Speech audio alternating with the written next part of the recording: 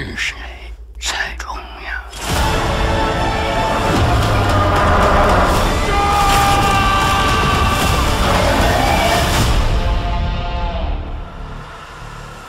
？Bonjour à tous et à toutes, j'espère que vous allez bien parce que moi ça va super bien. Bienvenue dans cette nouvelle vidéo, cette nouvelle critique, hein. Ouais, vous avez vu, on s'est fait une petite coupe au calme pour l'arrivée de l'été. Et aujourd'hui dans cette critique un peu particulière, je vais revenir sur quelque chose que j'avais pas fait depuis 2018, à savoir un film chinois. Donc j'ai dit vidéo un peu particulière parce que ce film, donc Creation of the Gods partie 1, Kingdom of Storms, donc le Creation of the Gods, le Royaume des Tempêtes partie 1, c'est, comme je dis, c'est un film un peu particulier parce que il sort maintenant au cinéma le 10 juillet en France, mais il était déjà sorti plus tôt dans l'année en février. Donc il était sorti pour le Nouvel An chinois, je crois, donc pendant 2 jours, le week-end. Et comme j'avais vu une bande-annonce au cinéma et que les images m'intéressaient énormément, enfin ça avait l'air super cool, et je suis allé le voir en février du coup, et j'avais trouvé ça super cool. Mais en février du coup à l'époque, j'ai pas fait de critique dessus, parce que le film sort que 2 jours au cinéma, donc j'aurais pu aller voir le film le samedi, en faire une critique, revenir chez moi, faire la critique, la monter, la tourner, la monter et la sortir le soir pour espérer convaincre des gens d'aller voir le film le dimanche après, donc le jour d'après. Mais ça aurait été compliqué, quoi. Ça aurait été compliqué parce que déjà de 1, en février, le film n'était pas diffusé dans tous les cinémas, tu vois, il avait une sortie limitée que pendant 2 jours. C'était pareil aussi pour Godzilla Minus One l'année dernière, fin 2023. Et en plus, il avait pas d'essence toute la journée, quoi. Donc ça veut dire que moi quand je suis allé le voir le soir. Donc du coup, ça veut dire que je pouvais tourner et monter ma critique que le jour d'après. Et j'aurais dû la sortir le jour même pour espérer convaincre des gens d'aller le voir le jour même. Et en sachant qu'il était pas sorti dans toutes les salles et j'avais pas d'essence toute la journée. Donc ça aurait été un calvaire à faire. J'aurais dû tourner et monter une vidéo de speed ultra rapidement. Et j'avais pas trop envie de faire ça, en plus le week-end. Donc du coup, j'en ai pas fait, tout simplement. Et j'aurais attendu la fin de l'année pour en parler, puisque il va très possiblement se retrouver dans mes tops de mes films de l'année. Mais, contre toute attente, le film sort au cinéma, du coup là, avec une sortie normale. Donc du coup, un mercredi, le 10 juillet. Et il sort en France pour une exploitation normale, je suppose, hein, pour au moins 2-3 semaines, je pense. Et donc du coup, comme il sort pour une exploitation plus longue, et du coup, déjà, je vais en profiter pour aller le revoir, parce que ça avait beaucoup plu. Et donc du coup, j'en profite aussi pour faire une critique, cette fois-ci, pour vous inciter à aller voir ce film, parce que je l'ai beaucoup aimé, et parce que là, cette fois-ci, il aura le droit à une vraie exploitation en France. Enfin, une exploitation beaucoup plus longue.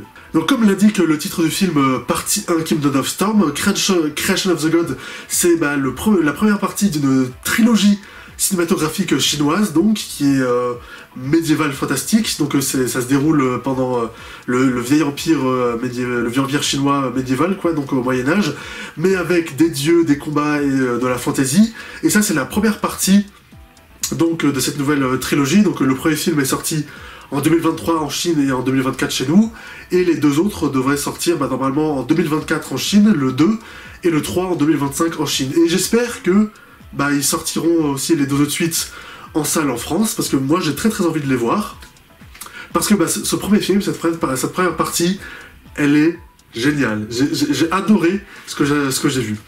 C'est, tout bêtement, Creation of the Gods, c'est tout simplement une énorme épopée médiévale fantastique chinoise, quoi. C'est typiquement le film de guerre chinois, avec des grandes batailles, avec des armées de 100 000 personnes qui vont attaquer des châteaux forts et tout, avec des histoires de royaumes, de royauté, d'empereurs, de couples politiques et tout, des histoires d'honneur et tout, et de famille, mais avec le côté divinité et donc magie en plus, donc le côté fantasy en plus, quoi. Et c'est génial, quoi. Tout simplement, c'est juste tout simplement fun, quoi, tout bêtement, quoi. Si vous aimez l'action, si vous aimez les grosses batailles épiques médiévales à la Seigneur des Anneaux, mais avec du coup de la magie et donc de la mythologie chinoise, c'est juste foncez, quoi. Juste parce que y a pas, déjà, on voit pas ce genre de film tous les jours, Hein, c'est des gros films de guerre chinois épiques.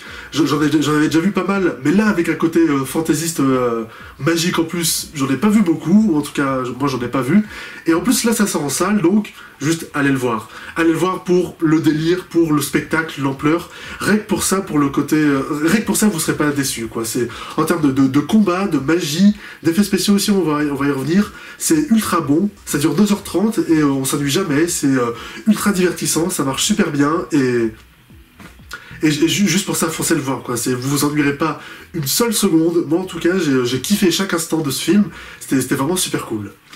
Bon, alors déjà, faut pas être... Vous pourrez peut-être vous retrouver désarçonné devant le film, parce que c'est un film, justement, d'action mythologique chinois. Et donc, du coup, ça aborde beaucoup la mythologie chinoise. Et la mythologie chinoise, c'est pas quelque chose qui est très connu. Enfin, très connu du grand public. Tu vois, c'est la mythologie indienne, donc vous savez, avec Vishnu, Ram, tout ça, ou même la mythologie japonaise avec Amaterasu, déesse du soleil, tu vois, tout ça, c'est des mythologies qui sont un peu plus connues, puisque ça a été abordé notamment dans des animés, des mangas, donc c'est un peu plus connu du grand public. Mais la mythologie chinoise, donc avec ces divinités très connues, c'est des choses moins connues, donc vous pourrez peut-être vous retrouver en... Donc du coup, quand tu vois justement des divinités dans le film, elles sont...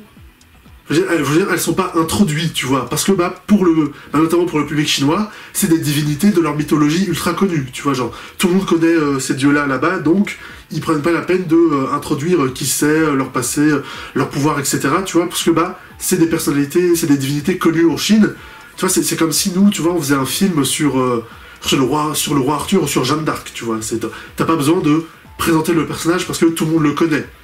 Pour eux c'est pareil, tu vois, pour les divinités qu'on voit dans le film, on les présente pas dans ce film parce que pour le public chinois c'est connu, tout le monde les connaît. Enfin chinois, mais en Asie en général c'est connu.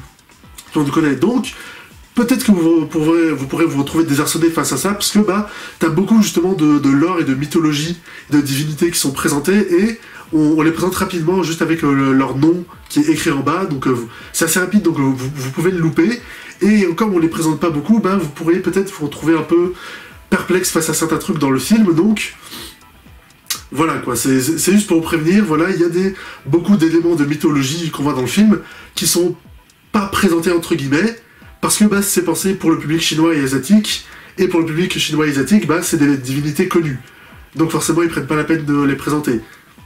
C'est pour ça que je vous préviens un peu, si vous pourrez peut-être vous retrouver un peu désarçonné face au film ou face à certains personnages. Mais, enfin après c'est pas indigeste, mais juste je vous préviens, quoi, voilà. Il y a beaucoup d'éléments dedans que vous connaissez pas, enfin peut-être que vous connaissez, mais en général le grand public ne connaît pas, et donc ça pourrait peut-être un peu vous désarçonner. Après moi je m'y connais un peu plus en mythologie chinoise, donc... il y a plusieurs choses, enfin j'ai pas été si désarçonné que ça. Bon déjà aussi par le fait que je parlais de manga japonais justement tout à l'heure, et justement il y a plein de mangas et d'animés japonais qui reprennent des éléments de la mythologie japonaise, mais aussi il y a certains mangas qui prennent des éléments de mythologie chinoise. Donc via ça je connais quand même un peu la mythologie chinoise, et de ce qu'on voit dans le film, enfin de ce qu'on nous montre, j'ai quand même reconnu, et parce que je connaissais déjà la plupart des divinités qu'on nous montre. Il y a par exemple dans le film, on nous présente Yang Jian, donc c'est une divinité assez connue qui a un troisième œil et qui a un bâton et qui peut maîtriser l'eau, puisque moi notamment j'avais vu dans un film d'animation l'année dernière justement qui s'appelait la Yang Jian, la guerre des dieux, parce qu'il était le personnage principal de ce film d'animation. Donc moi je le connaissais, et on voit aussi dans ce film une divinité très connue qui s'appelle Neza, qui est un enfant qui est très connu pour avoir des roues de feu aux pieds qui lui permettent de voler. Donc ça c'est un truc aussi qui est...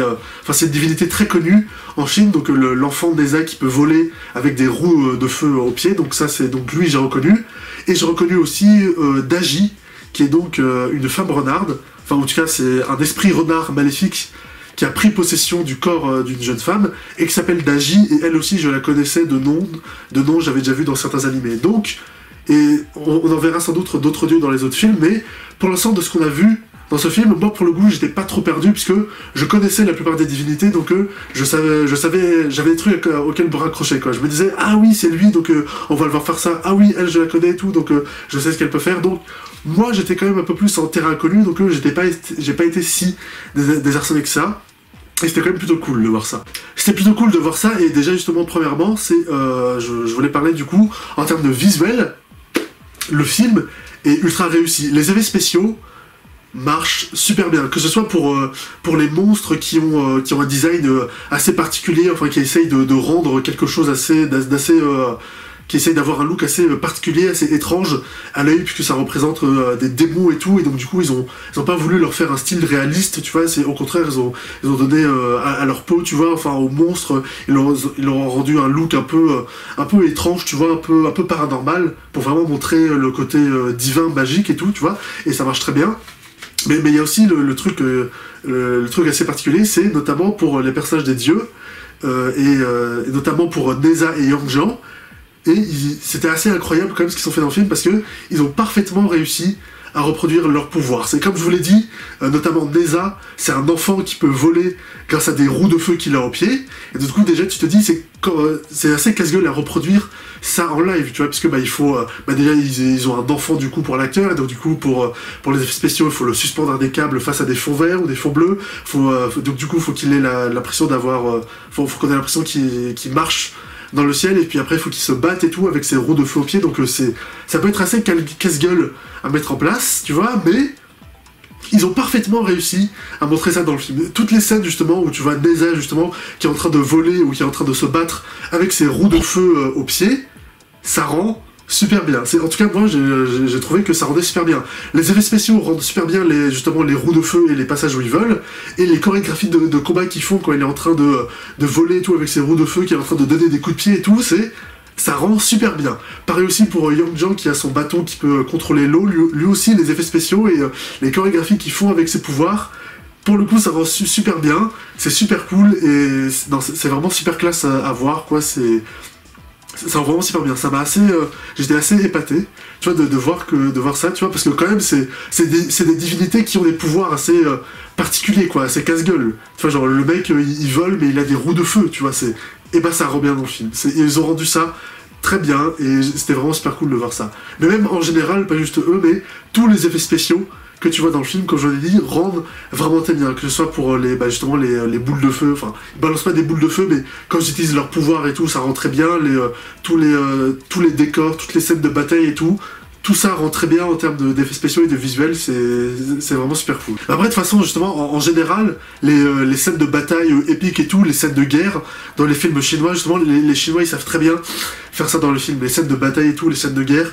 Donc du coup, que les scènes de guerre soient réussies dans ce film chinois, je me dis, c'est presque une formalité, tu vois, les Chinois, ils te font des films de guerre comme ça depuis 40-50 ans, et ils arrivent toujours à rendre ça ultra impressionnant, ultra épique. Donc là, oui, les scènes de bataille, elles rendent très bien, comme d'habitude dans un film chinois, quoi, j'ai envie de dire, quoi. Ils arrivent toujours à rendre ça très bien dans leur film, et là, encore une fois, ça rend très bien, que ce soit les décors, les scènes de bataille, les scènes à cheval, les scènes d'armée et tout, qui se battent et tout, c'est toujours hyper bien, ça rend vraiment très bien, non, c'est comme d'habitude en fait, voilà. Ils savent toujours aussi bien faire ça, et là dans ce premier film, c'était vraiment génial, et j'ai hâte de voir ce qu'ils nous proposeront dans les deux autres films. Et, pour les personnages, les personnages en soi, comme je l'ai dit, comme c'est un film justement qui est historique chinois, et on nous présente beaucoup de divinités, de personnages historiques.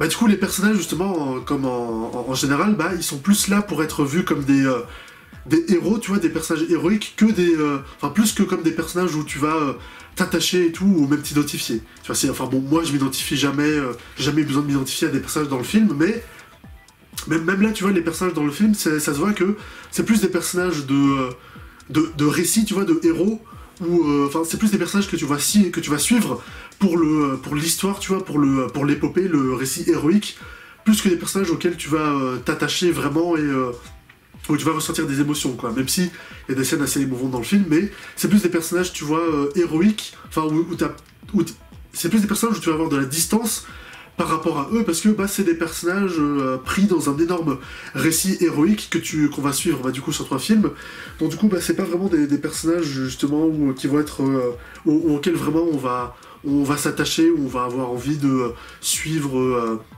enfin on va être attaché à leur parcours, ou qui vont avoir énormément de personnalité, tu vois, genre c'est plus des... c'est vraiment comme des personnages de contes, tu vois, des héros de contes, et c'est pas vraiment des personnages auxquels tu t'identifies ou tu t'attaches, mais c'est des personnages que tu suis pour l'histoire en général, tu vois, genre pour l'épopée. Donc du coup, même si on voit énormément de personnages, l'histoire se centre principalement sur les personnages de... J'ai oublié leur prénom, mais sur 2 personnages principaux en soi, qui sont des jeunes soldats. Enfin, t'as un qui est le fils d'un duc ou d'un roi, si je me souviens bien. Et t'en as un qui va être un peu plus un soldat, et c'est ces personnages-là qu'on va suivre, et justement, c'est des personnages qui ont pas énormément, qui ont pas masse de personnalité, qui ont pas de gros arcs narratifs, qui ont pas énormément de caractéristiques, mais qui sont quand même intéressants et qu'on suit parce que c'est des personnages c'est des petits personnages, mais qui font partie d'une plus grande histoire, tu vois. Et comme on suit la grande histoire, on suit aussi ces personnages, et ça reste intéressant de les suivre, même s'ils sont pas ultra développés non plus, parce que c'est des personnages qui vont avoir un impact dans une grande histoire, et on suit avant tout cette grande histoire, tu vois, cette grande épopée mythique. Je sais pas si j'arrive à bien expliquer, mais ça reste des personnages qui sont intéressants à suivre, parce que tu suis une grande épopée, même si ce ne sont pas les plus développés, même si on ne s'attache pas particulièrement à eux. Mais après, malgré tout, le film n'est pas non plus dénué d'émotions, de moments forts, et justement, il y en a pas mal, et le film marche malgré tout bien face à ça, notamment aussi en termes de mise en scène. Il y a une séquence qui m'a particulièrement marqué au milieu du film, où tu vois l'empereur qui a convié les 4 ducs, donc il y a le duc du nord, du sud, de l'est et de l'ouest, et il les a conviés avec leurs fils, et comme ils pensent que les ducs les ont trahis, et ils demandent aux fils, à chacun des fils des ducs, de tuer leur père pour prendre leur place. Et donc c'est un moment extrêmement choquant et tragique, et ils te font toute une scène justement en plan séquence, où tu assistes à cette horreur, où tu vois chaque fils qui se voit forcé de tuer son père, pour pas se faire tuer, pour après prendre leur place. Sauf le personnage principal, le héros, qui refuse de tuer son père, et qui va amener à tout un stratagème où il va devoir le cacher, l'amener et tout, pour pas qu'il se fasse tuer, ou enfin non, d'abord il va le laisser emprisonner pour faire croire à l'empereur qu'il s'en fiche, mais après il va essayer de le faire délivrer, tout ça, tu vois, genre, ce genre de grandes histoires, de grande épopée, mais toute la scène justement en plan séquence où tu vois tous les fils qui vont tuer leur père, c'est une scène qui marchait très bien, justement, la mise en scène, justement, avec le plan séquence, rend bien le côté horrible et tout, et c'est une scène qui juste marche très bien, tu vois, parce que c'est juste le truc vraiment très horrible, tu vois, des fils qui doivent tuer leur père, parce qu'ils pensent qu'ils sont, l'empereur pense qu'ils sont, ce sont des traîtres pour prendre leur place, tu vois, et cette scène marche très bien. T'as aussi une scène qui marche très bien en termes de mise en scène, où tu as l'empereur qui prend un bain avec Dagi, donc la femme renarde, et à un moment ils sont rejoints par l'impératrice, et l'impératrice se bat avec la femme renarde, et à un moment il plonge sous l'eau pour se battre, et il y a du sang qui se met à couler, et donc t'as un petit moment de suspense comme ça en te disant qui est vivant, qui est mort, qui a tué qui, et après t'as la survivante qui surgit, et t'as toute une scène justement où tu les vois tous les deux dans leur bain avec le sang rouge donc, qui emplit le bain et tout, et ça aussi c'était une scène qui marchait bien, je trouve, en termes de mise en scène et de visuel aussi, c'était vraiment pas mal, ça marchait bien. Voilà, j'ai dit tout ce que j'avais à dire, hein. Donc globalement, j'ai vraiment énormément aimé ce film, j'attends évidemment beaucoup de voir la suite, j'espère qu'elles seront diffusées en salle, hein, mais bon, de toute façon, comme en ce moment on a de plus en plus de films japonais, russes, chinois qui arrivent en salle, comme je l'ai dit justement, t'as aussi Godzilla Minus One qui était sorti que 2 jours fin 2023, mais qui est ressorti en salle en début 2024, donc peut-être qu'avec de grandes chances, on aura les suites aussi qui sortiront en salle en France. Normalement, t'as le 2 qui est censé sortir cette année en 2024 au cinéma, enfin en Chine, donc peut-être que nous, on l'aura à la fin de l'année ou l'année prochaine, peut-être plus l'année prochaine, mais en tout cas j'espère qu'on les aura en salle, et moi j'irai les voir avec grand plaisir, et je vous incite aussi à aller le voir en salle. Bon gros film d'action historique, très divertissant, de l'action, de la magie, une grande épopée, des histoires politiques, c'est... Vraiment, d'habitude ce genre de choses, intrigue politique et tout, moi ça m'intéresse pas trop, mais après c'est vrai que là t'as le côté en plus épique, magique, divin.